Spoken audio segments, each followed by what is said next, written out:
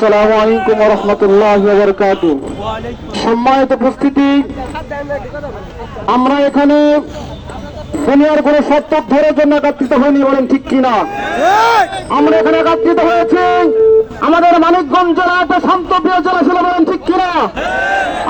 আমরা অতীতে দেখেছি সারা বাংলাদেশ অশান্ত হয়ে গেছিল, কিন্তু আমাদের মানিকগঞ্জ জেলা শান্ত পরিবেশ ছিল, বলেন ঠিক কিনা?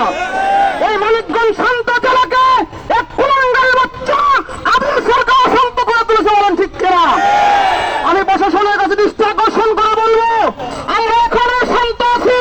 এই আবুল সরকার, আবুল বায়াতি, এই বাউল গোষ্ঠীদেরকে দৃষ্টান্তমূলক শাস্তি না দেওয়া হলে মানিকগঞ্জ অশান্ত হয়ে যাবে, বলেন ঠিক কিনা? আপনারা অতীতে দেখেছেন স্বপ্ন চত্বরে, আপনারা দেখেছেন রসুলকে নিয়ে ব্যঙ্গ করে স্বপ্ন চত্বর কায়েম হয়েছিল, বলেন ঠিক কিনা? আমি আপনাদেরকে দৃষ্টি আকর্ষণ করে বলছি, যদি আবুলের সর্বোচ্চ শাস্তির ফয়সালা না হয় মানিকগঞ্জের একটা স্বপ্ন চত্বর হবে, বলেন ঠিক কিনা? আল্লাহ ভক্ষণ করিব অবশ্যিল মুমিনিন।